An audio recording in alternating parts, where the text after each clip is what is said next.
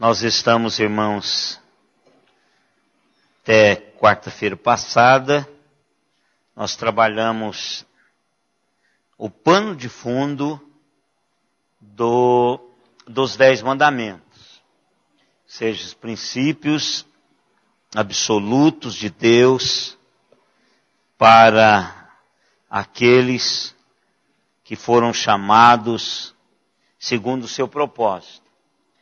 A ética do reino, paradigma do reino, estão nesses mandamentos. E hoje nós vamos começar a trabalhar um a um. Então vamos começar o primeiro mandamento hoje, e nós vamos trabalhando até terminar os 10 mandamentos. Talvez até lá para junho a gente termina. Né? Não tenho pressa, o que eu quero é que os irmãos saiam desses estudos com a convicção plena de que os 10 mandamentos têm a ver comigo e com você hoje. Não para a nossa salvação, porque eles nunca foram para a salvação. São instrumentos que apontam para a realidade daquilo que Deus fez em Cristo Jesus. Então hoje nós vamos trabalhar os 3 primeiros versículos. E vamos ler esses versículos juntos. Êxodo 20. Quando falamos em 10 mandamentos, Êxodo 20.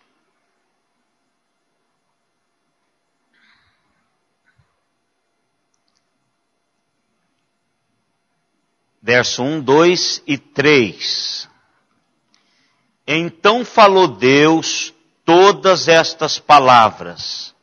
Eu sou o Senhor teu Deus, que te tirei da terra do Egito, da casa da servidão.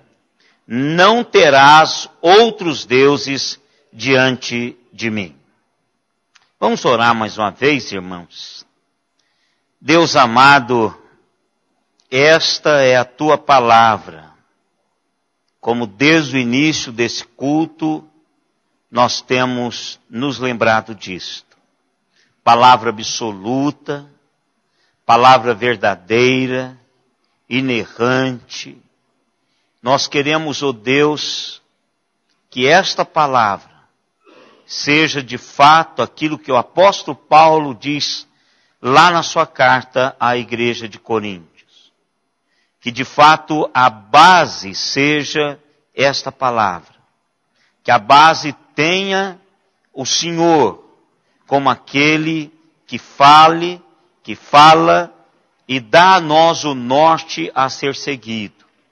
Nós queremos, ó Pai, que o Teu Espírito Santo aplique estes 3 versículos aos nossos corações essa noite. Ao sairmos daqui, saiamos com a plena convicção de que ouvimos o Senhor falar conosco. Que o Senhor esteja ministrando com graça e misericórdia em nossos corações. Obrigado, Deus, por todos que estão conosco aqui, estão ligados, conectados via internet. Que o Teu Espírito trabalhe a todos nós igualmente na Tua presença, pela Tua palavra. Em nome de Jesus nós te oramos e te agradecemos. Amém, Senhor. Amém. O segredo, irmãos, desse início que Deus coloca para Israel e dá a Moisés a incumbência de transmitir essa palavra, é que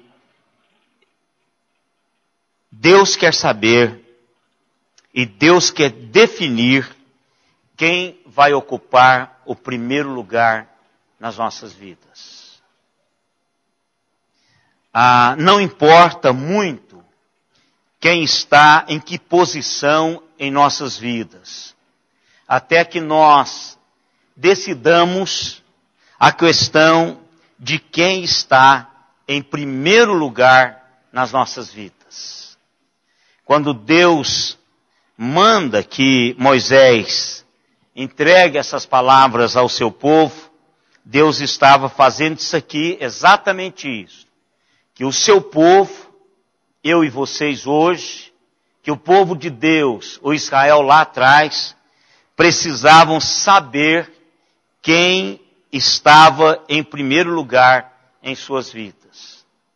Então esse primeiro mandamento, basicamente, é isso que Deus quer. Que o primeiro lugar das nossas vidas seja resolvido, seja definido. Deus coloca isso de uma maneira muito especial. Se alguém ou alguma coisa ocupa o primeiro lugar em nossas vidas, antes de Deus, então as nossas vidas estão descontroladas e está fora de equilíbrio. Nós não estamos com o centro das nossas vidas acertado. Tudo à nossa volta está errado. Se Deus não ocupa o primeiro lugar na nossa vida. E esta é, irmãos, a essência do primeiro mandamento. Deus se preocupa e quer nos dizer que quem deve estar em primeiro lugar em nossas vidas, e sendo assim, tudo que acontecer depois disto vai ser para a sua glória. Então eu quero trabalhar com os irmãos hoje sobre isso. Quem é que está ocupando o primeiro lugar na sua vida? No verso 3, é o requisito de Deus. Não terás outros deuses diante de mim.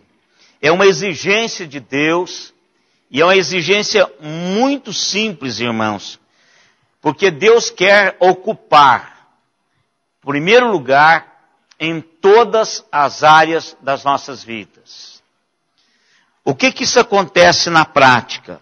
Na prática é o seguinte: se eu vou comprar um carro, eu vou consultar a Deus sobre isso. Se eu vou casar, eu vou consultar a Deus sobre isso. Comprar um carro, se eu não gostei, eu desfaço. Mas se eu casar e não gostar, o buraco vai ser terrível. Então, tanto aquele que é fácil você desfazer, quanto o que não é, precisa ser colocado diante de Deus. Deus sabe que todos os homens vão em algum momento procurar algum tipo de Deus. Deus sabe disso. Porque Deus nos criou com essa taxia. A nossa alma, a alma de todo ser humano, carece de um Deus. Todo ser humano. O índio adora, ou, por exemplo, o nativo lá que não tem nenhum conhecimento, adora a lua, outros adoram não sei o quê, outros adoram não sei o quê, porque há dentro de nós essa necessidade de termos um Deus. Deus agora está exigindo do seu povo que esse Deus seja Ele mesmo. E Ele está dizendo, se não tenham nenhum outro ou outros deuses diante de mim. Ou seja, o que Deus está fazendo é uma exigência. Não está dando abertura para eu escolher, ou você escolher, outro Deus. Deus está dizendo assim, não tenham outros deuses diante de mim. Ou seja, Deus quer ser o único Deus do seu povo. Ninguém mais. Êxodo 34, 14. Leia lá, irmãos, esse versículo, porque esse versículo é um versículo muito especial. Alguém leia, por favor.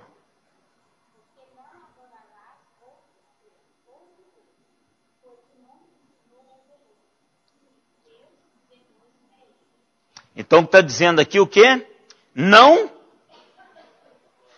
adorarás a outro Deus. Porque Deus é o quê? O que é um Deus zeloso? Isso. Ele não permitirá, irmãos. É aqui que está o cerne desse primeiro mandamento. Ele não permitirá. Você pode até fazer, mas ele não vai aceitar, porque ele é zeloso, ele é ciumento. Esse zeloso aí é uma palavra emprestada do espanhol. Porque quando a esposa é ciumenta, o espanhol diz que ela é zelosa. Ah, está aqui. Está aqui. O irmão Jorge. Não é verdade, irmão Jorge? Não existe essa palavra ciumenta, é zeloso. Né? Pessoa zelosa, então isso foi pego emprestado. O que o senhor diz o quê, meu irmão? Então, mas no fundo, é a mesma coisa. Zelo fica-se mais leve. Mas está dizendo que ele não vai admitir que outro seja adorado no seu lugar. Alguns poderiam perguntar assim, mas não existe apenas um Deus? Sim, verdadeiramente, um Deus verdadeiro só existe um. E aqui, irmãos, infelizmente, nesse misticismo que nós vivemos, principalmente o Brasil ele é sincrético. O Brasil tem esse mundo de religiões e nós temos a habilidade de convivermos com isso sem agredirmos as pessoas. Apesar dessa amabilidade do brasileiro, só existe um Deus, que é o Deus de Israel, que é o grande Yahvé, o Senhor dos exércitos. Ninguém mais, além desse Deus, é Deus. Mas, nós podemos fazer os nossos deuses. Há apenas um Deus verdadeiro, mas muitos falsos deuses. Muitos falsos deuses. O nosso Deus, o Deus que nós temos, é a coisa ou a pessoa que nós pensamos ou temos de mais precioso. Esse é o nosso Deus. É o que nós colocamos como prioridade, que nós temos como de mais precioso. Isso é uma coisa ou uma pessoa. Para que poderíamos fazer qualquer sacrifício para esta pessoa ou para esta coisa que nós temos de melhor, de mais precioso. Move o nosso coração em um amor ardente. Pode ser uma coisa e pode ser uma pessoa. A pessoa, se for a pessoa ou se for uma coisa, se nós perdermos, nós ficaremos sem chão. Perdemos a razão de existirmos, a razão de ser. Por isso que, às vezes, um término de namoro dá no que dá. Por quê? Porque a pessoa construiu o marido, ao namorado ou a namorada como seu Deus. Era o Deus dela.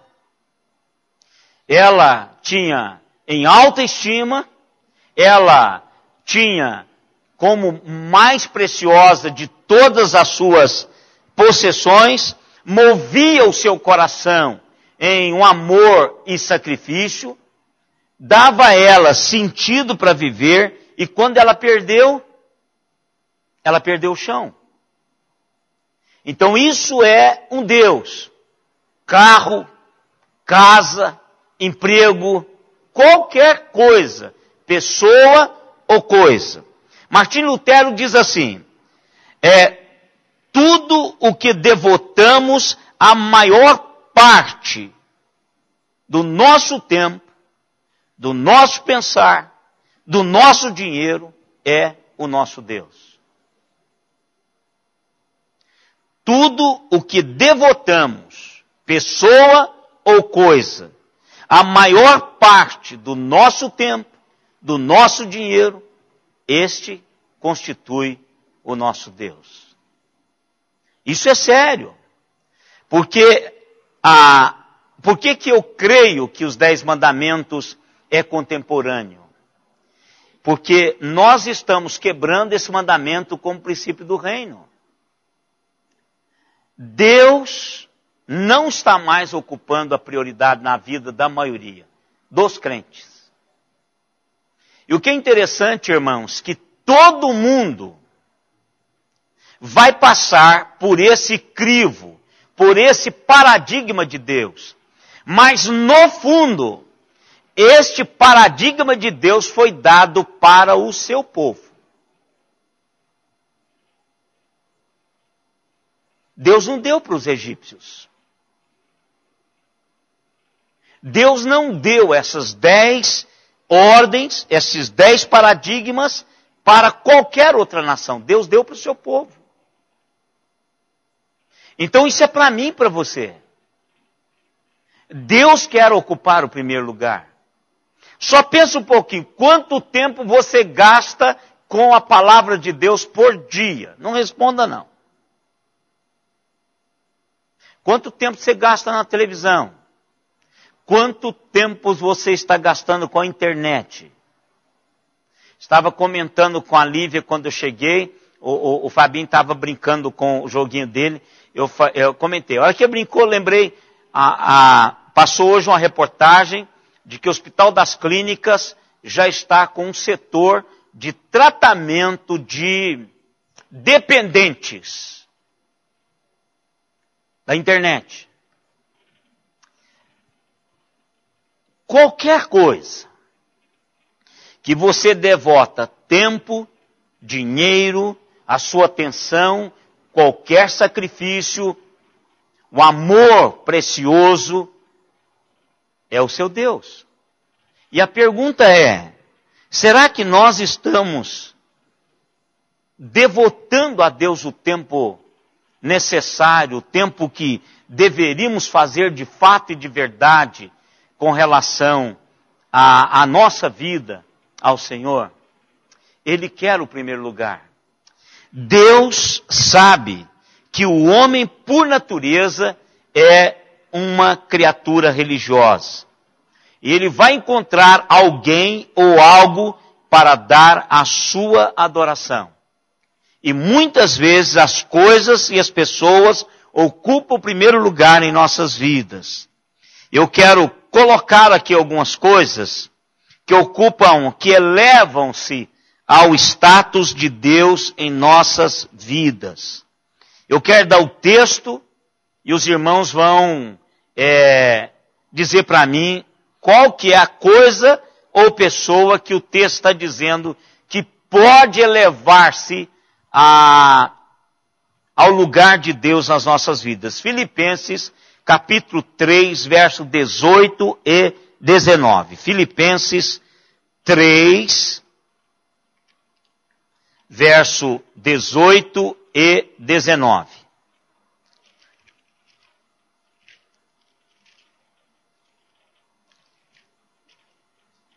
Três, 18 e 19.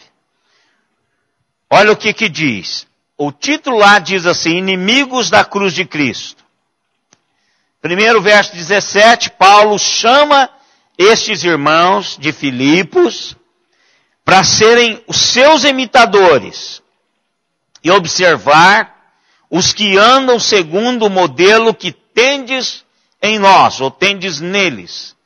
Pois muitos andam entre nós, dos quais repetidas vezes eu vos dizia e agora vos digo, até chorando, que são inimigos da cruz de Cristo. O destino deles é a perdição. O Deus deles é o ventre. E a glória deles está na sua infâmia, visto que só se preocupam com as coisas terrenas. Qual é o Deus deles? Ele usa a palavra ventre. Mas qual é a palavra? Qual é o Deus que Paulo quer dizer aqui? Ventre. Você pensa em quê? Num bebê? Hein? Pode pensar num filho, mas não é o que está dizendo. Hein? Prazer. Comida é prazer.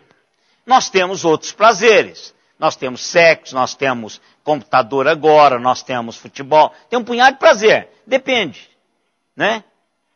Cada área gera prazer. Mas o Deus que Paulo está colocando aqui é prazer. Prazer. Paulo está dizendo que o prazer é que é o Deus desses inimigos da cruz de Cristo. Irmãos, o prazer é uma droga. Vicia. Vicia. Muitas vezes requer mais para obter o mesmo efeito. Por exemplo, há pessoas que têm prazer em esporte radical. Cada vez que vai passando, ele vai radicalizando muito mais. O seu nível de satisfação, ele é gradativo. Prazer é assim, irmãos. Antigamente, o prazer era beber uma guaranazinha, furada na tampinha, com macarronada e galinha caipira. Eu ainda tomava no final de semana. Mas tudo bem. Mas é assim mesmo, isso aí.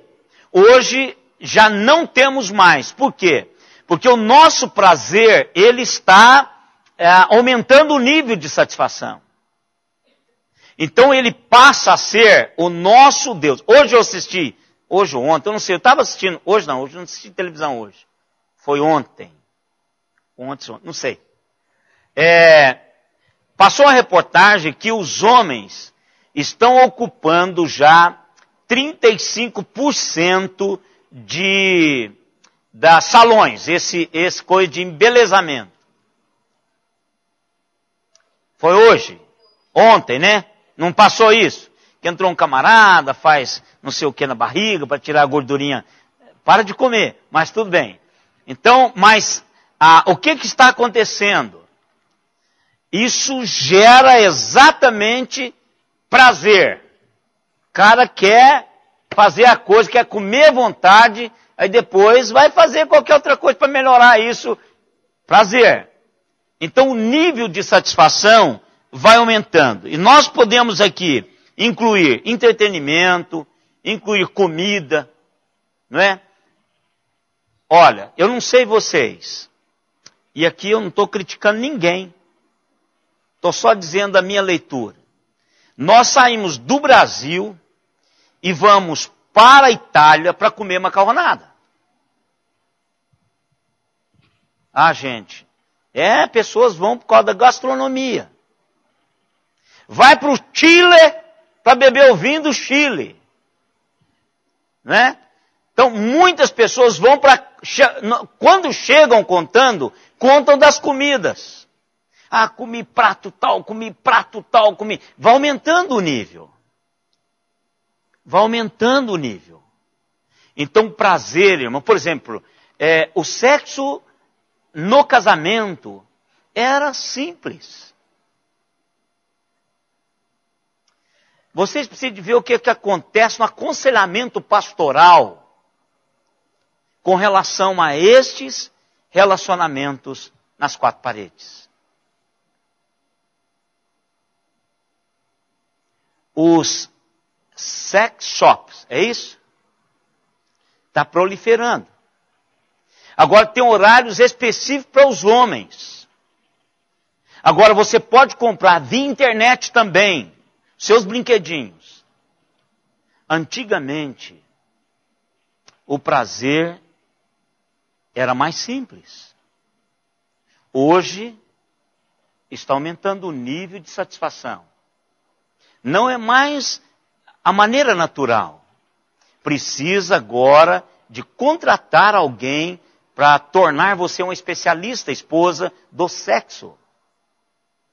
Porque senão ele vai buscar em outro lugar. Não há mais nível de satisfação do prazer. Deus está sendo substituído por isso. E não é de hoje, irmãos. Já vem desde lá de trás. Aqui o que entendo é que o Deus daqui é o prazer da comida. É o prazer de ter uma mesa farta de porco, galinha, e meter a cara naquele negócio e comer até rotar. Para mim, essa é a leitura do apóstolo Paulo.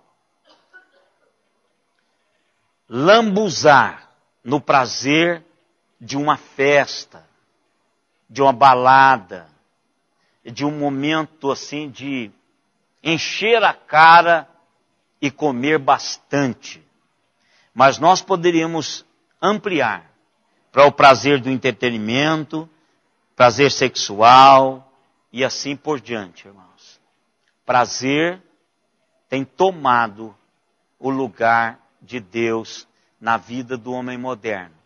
Mas Deus quer também ser o Deus do homem moderno. Mateus 6, 24.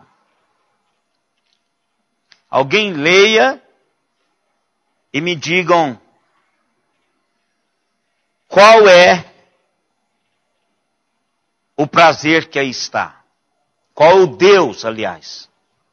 Lá em cima o Deus do prazer. Você já ouviu a expressão assim? Você está feliz? Eles nunca viram um negócio tão diabólico quanto isso. Deixa eu dar só mais esse adendozinho no Deus do prazer. Eu nunca vi um negócio mais diabólico que esse. Já ouviu essa pergunta? Você está feliz? Tô. Então pronto. Isso é o suficiente. Agora, feliz com a mulher do outro, feliz com o homem do outro, feliz com isso, feliz com aquilo, não importa. Feliz com a sua opção sexual. Não importa. Se você está feliz, é o que importa. E isso também é o Deus do prazer. A minha felicidade é o que ocupa o primeiro lugar na minha vida. O resto é resto. Então é aonde nós perdemos o equilíbrio. Nós perdemos o centro quando Deus não ocupa esse primeiro lugar nas nossas vidas. Mateus 6, 24. O que diz lá?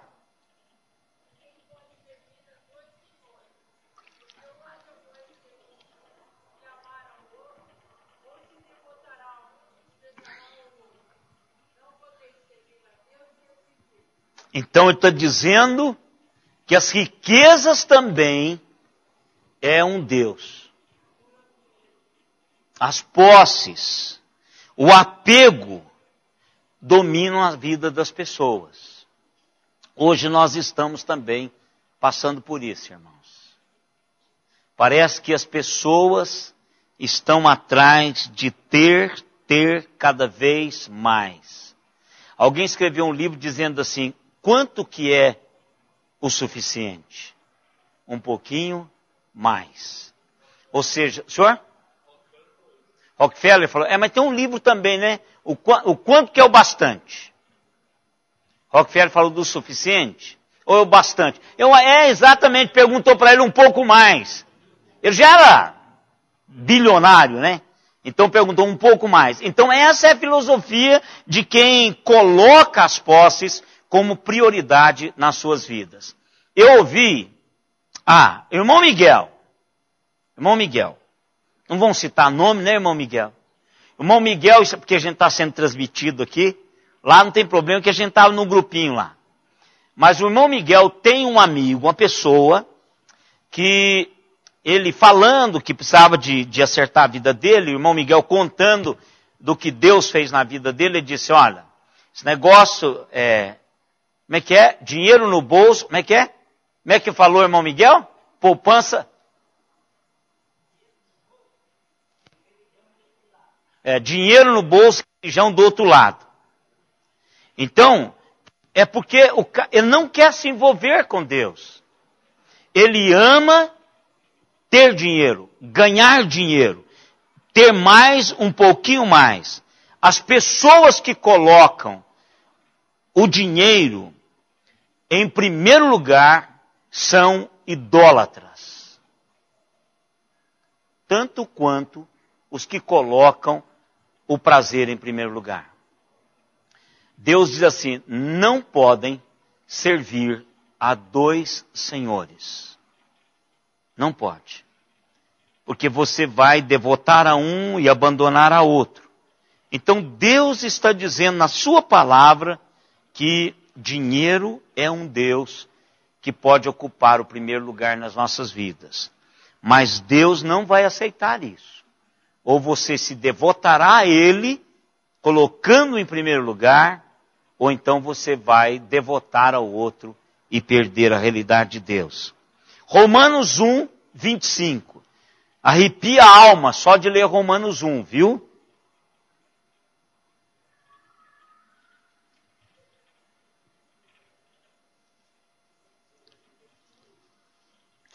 O que diz lá? Quem achar pode ler.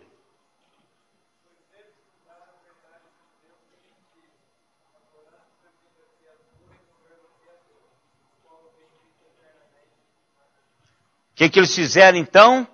Eles começaram a ir atrás da mentira e da verdade. E aí começaram a adorar quem? A criatura no lugar do Criador. Ou seja, não precisa você adorar a outra pessoa. Você pode adorar a si mesmo. Você pode achar que você é o bambambam do bairro.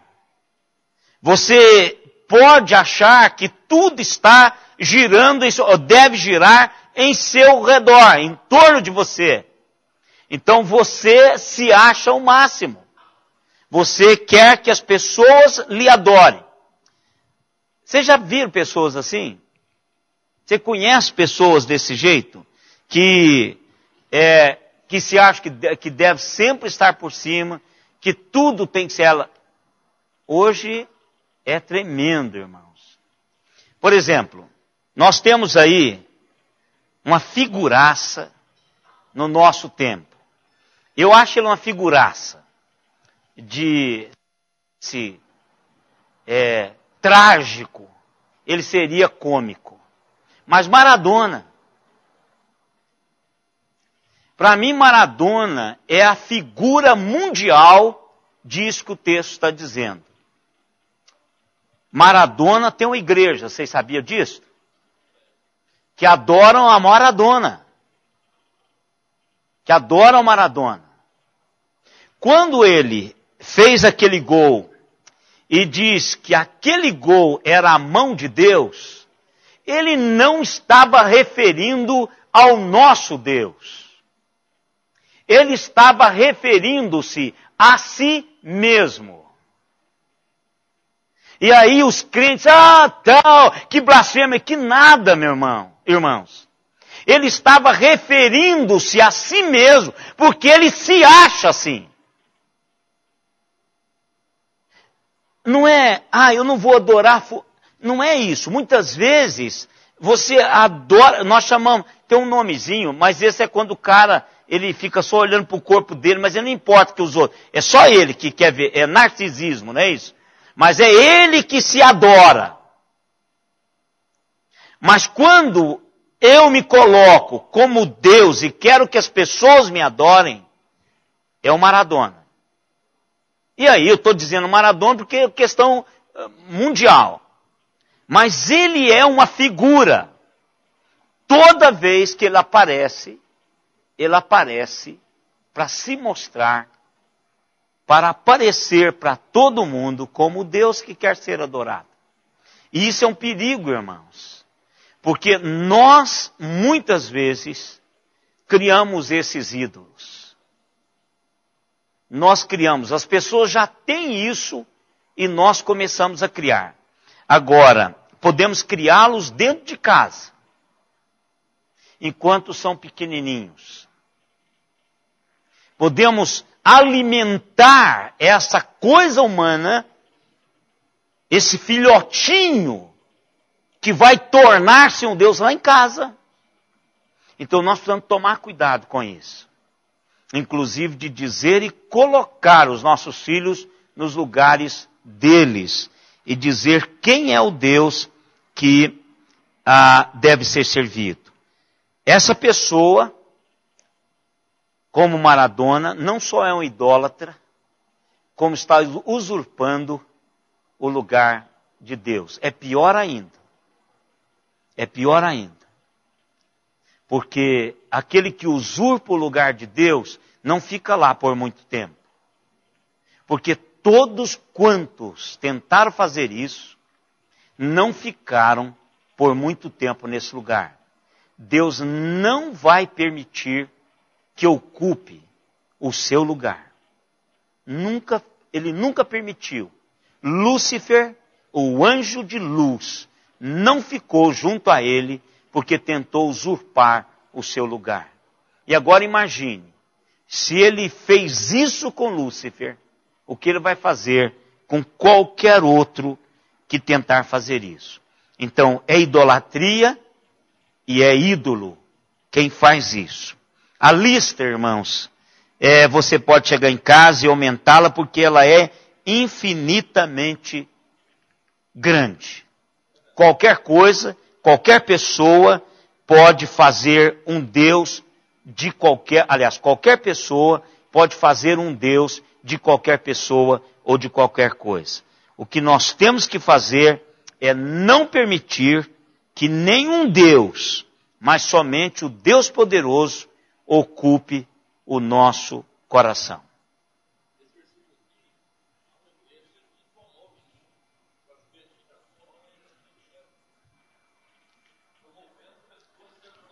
É verdade. Sim, senhor. E aí eu vi lá aquilo ontem, foi no jornal ontem mesmo, foi no mesmo jornal.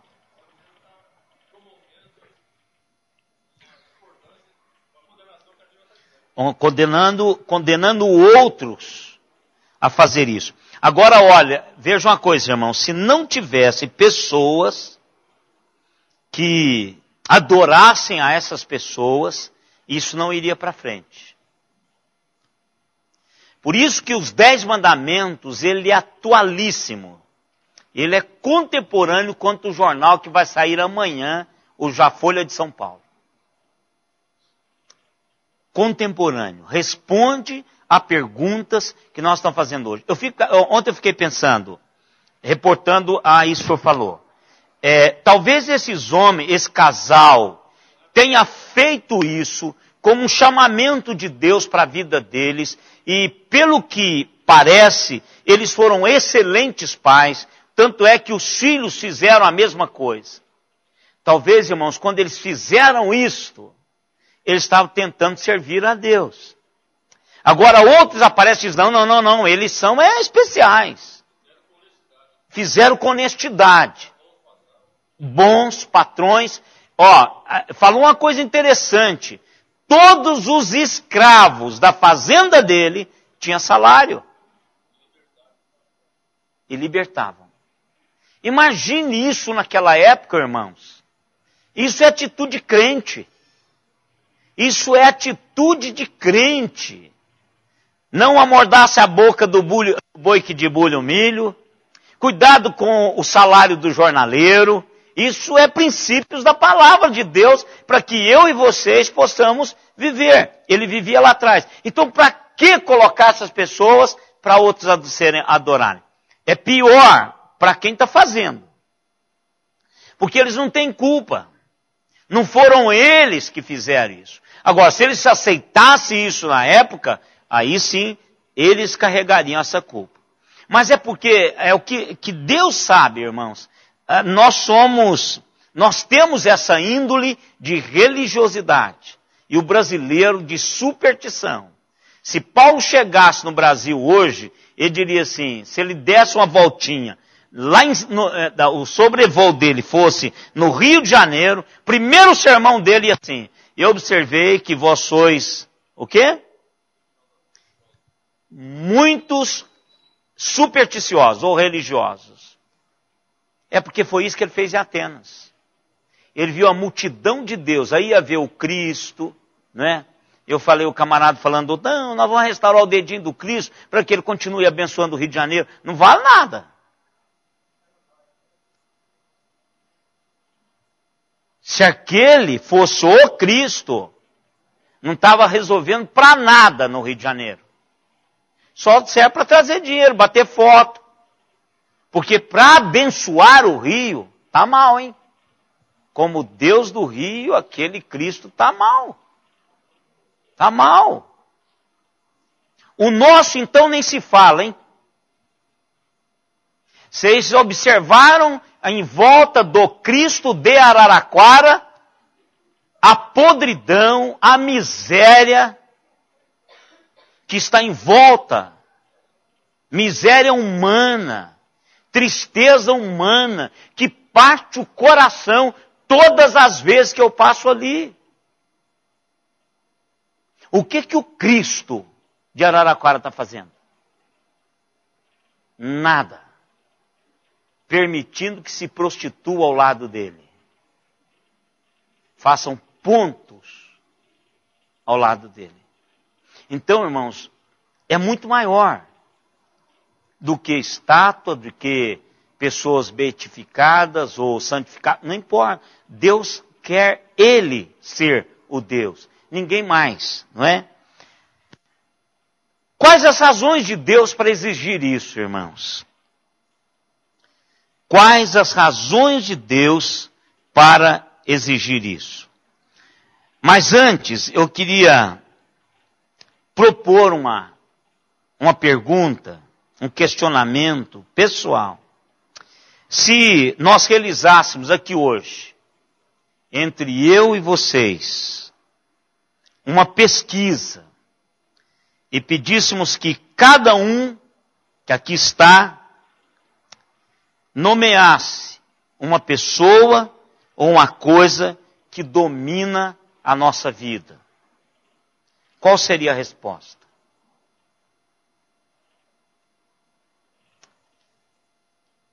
Seja qual for a sua pergunta, a sua resposta, de coisa ou pessoa, este é o seu Deus. Ou esta é o seu Deus. Não tem como fugir. Se você tem essa coisa e essa pessoa dominando a sua vida, tomando o seu tempo, seu amor, seu sacrifício, a sua devoção, seu dinheiro, seus dons. Esse é o seu Deus. Não tem como fugir, irmãos. Porque o que Deus quer fazer é exatamente isso. Ocupar primeiro lugar na minha e na sua vida. Quais as razões de Deus? Por que é que Deus poderia reivindicar isso de Israel, o seu povo? Porque Deus pagou o preço por eles. Deus os tirou e os comprou, e agora Ele os tirou do Egito e os comprou, e agora eles eram seus. Ele os escolheu, Ele os amou. Como Ele mesmo diz, entreguei nações por vós, homens por vós. Então Ele fez isso. Deus os abençoou. Por isso, eles lhe deviam reverência absoluta e adoração. Por isso que Deus disse para esse povo assim: não tenham outros deuses diante de mim. Ou seja, não constituam, porque se isso acontecer, a coisa vai pegar. Como pegou muitas vezes. Quantas vezes no Antigo Testamento Deus, através dos seus servos, chamou Israel de prostituta. Prostituta. Tão veementemente, irmãos, que um dos profetas encarnou a mensagem. Encarnou a mensagem. Ela se prostituiu, ele buscou, ela prostituiu, foi vendida, ele comprou. Então, a sua esposa,